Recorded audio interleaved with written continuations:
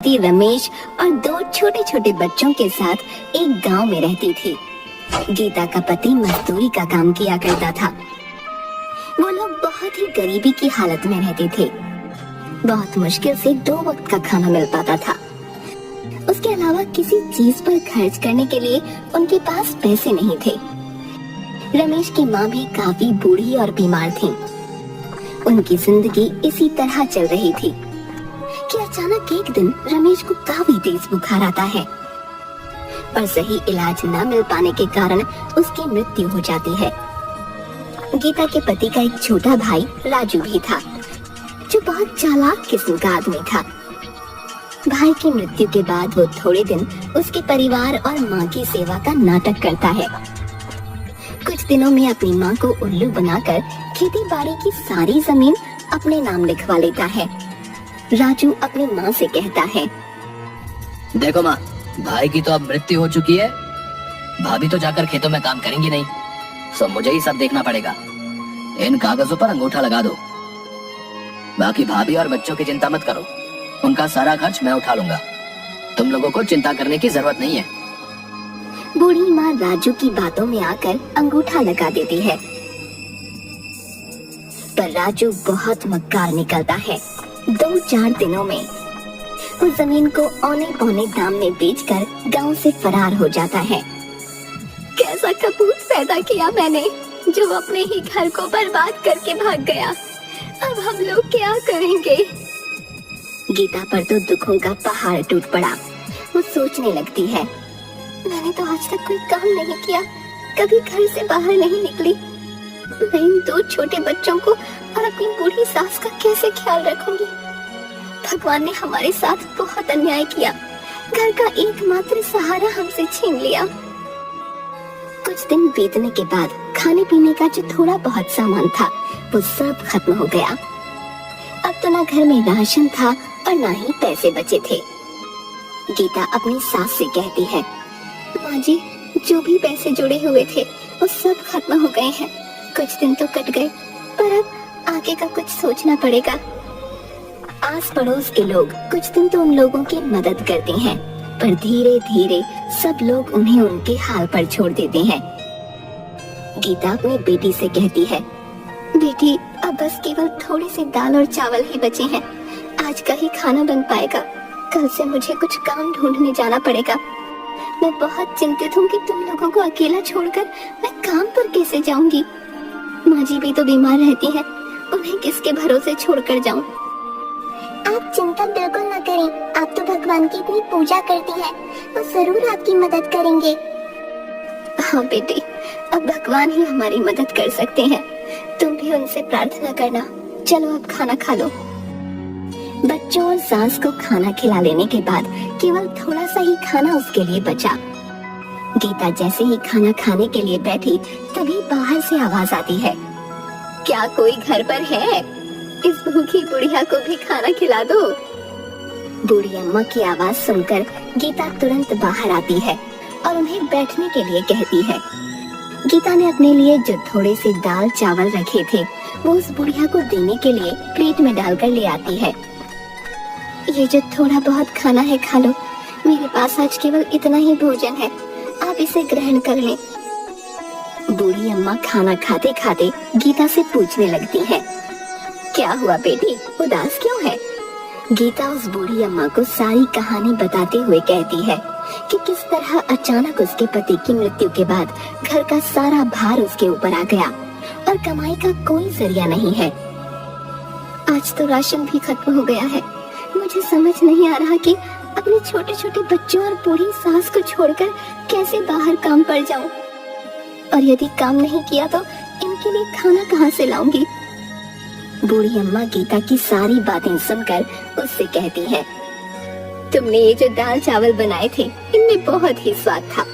तुम्हारे हाथ में स्वाद है। घर के बाहर ही तुम दाल चावल का ठेला क्यों नहीं लगा लेती, जिससे तुम्हें घर छोड़कर कहीं जाना भी नहीं पड़ेगा और तुम्हारी कमाई का जरिया भी बन जाएगा। मैं तुम्हें एक नमक का पैकेट देती हूँ। ये एक जादुई नमक है। तुम अपने खाने में इसी पैकेट से नमक डालना, फिर देखना उस खाने का स्वाद।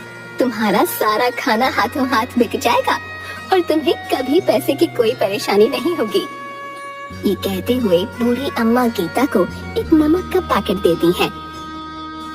आपका बहुत बहुत शुक्रिया अम्मा, आपने तो मेरी समस्या हल कर दी।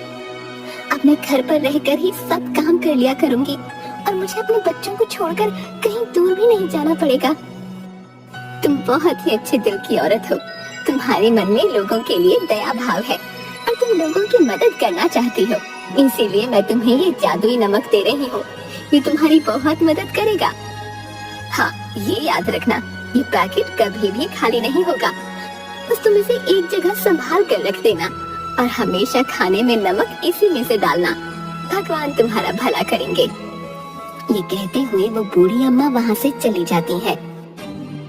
गीता अगले ही दिन भगवान का नाम लेकर खाना बनाने का काम शुरू करती है। पहले दिन वो दाल चावल ही बनाती है और उसमें वही जादुई नमक डालती है। वो अपने आसपास के सभी घरों में कहलवा देती है कि आज से वो दाल चावल बनाकर बेचने का काम शुरू कर रही है। जिसे भी दाल चावल लेने हो वो उससे खरीद सकता है।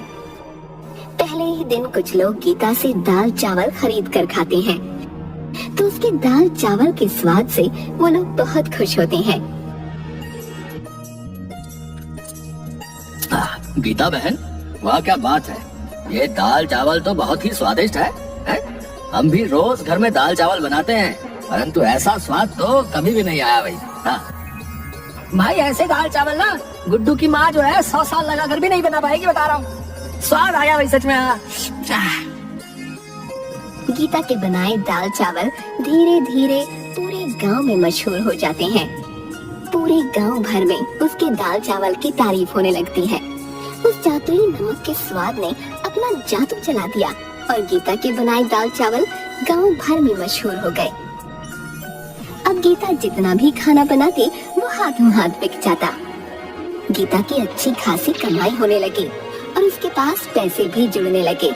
गीता अपनी सास से कहती है, माँ जी, हमारे बनाए दाल चावल पूरे गांव भर में सबको पसंद आ रहे हैं और रोजाना ग्राहक बढ़ते ही जा रहे हैं। अब हमारे घर में पैसे की कोई कमी नहीं है। मैं सोच रही हूँ क्यों ना मैं अपने साथ काम करने के लिए एक नौकर को रख लूं और हम दाल चावल के साथ साथ सब्जी और रोटी भी बनाकर बेचेंगे, जिससे कि हमारी कमाई और बढ़ेगी। हाँ हाँ, क्यों नहीं बेटी, तुम इतने मन से और साफ सफाई से खाना बनाती हो तो खाने में तो स्वाद आएगा ही। तुम इसी तरह मेहनत करती रहो, भगवान तुम्हें सफलता देंगे। बस फिर क्या था, गीता अगले ही दिन से मुन्ना नाम के एक लड़के को अपने साथ काम करने के लिए रख लेती है।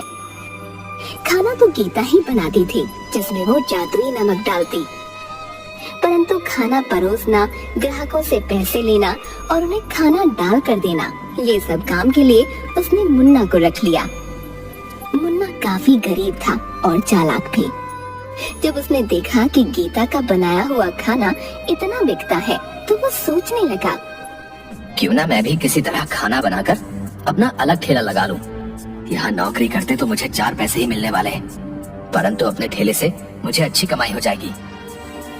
मुन्ना अपने दोस्त से कहता है, अरे यार, ये दिन भर की नौकरी करने के बाद मेरे हाथ में तो कुछ भी नहीं आता।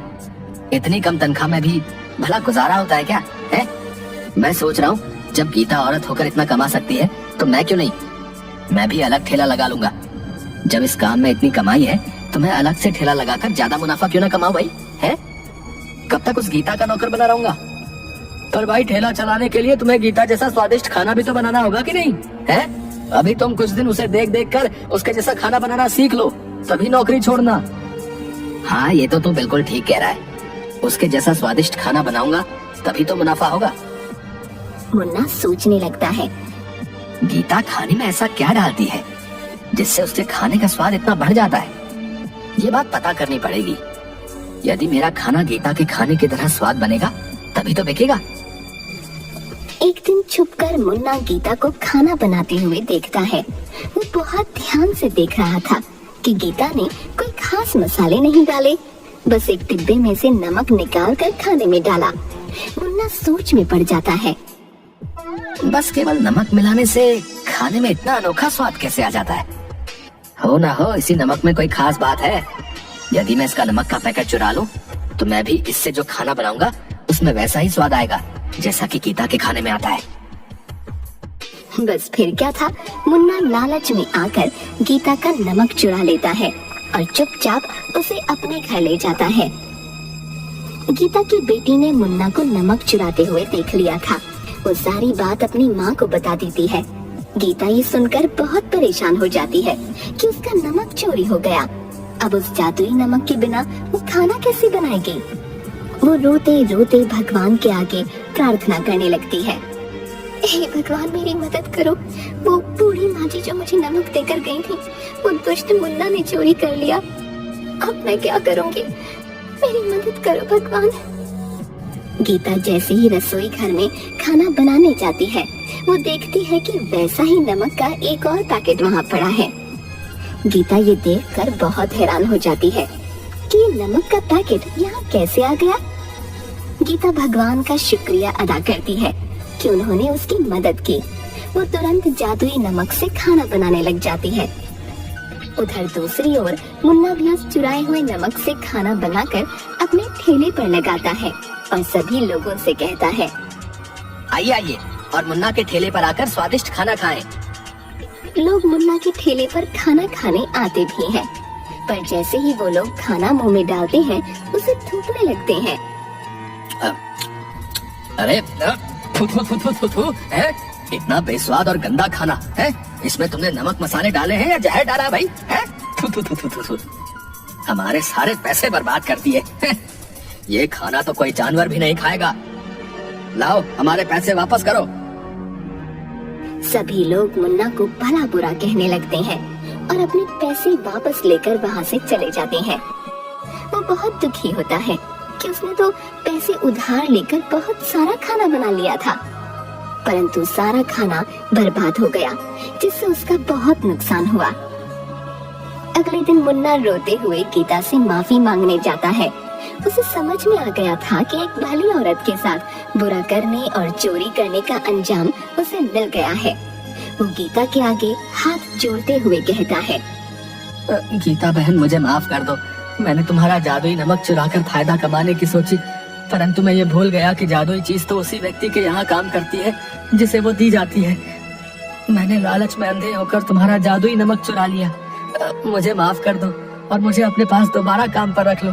मैंने तुम्हारे यहाँ नौकरी छोड़कर बहुत बुरा किया। मेरे छोटे छोटे बच्चे भूखे मर जाएंगे। मुझ पर दया करो। मैं आइंदा कभी भी तुम्हें शिकायत का मौका नहीं दूंगा।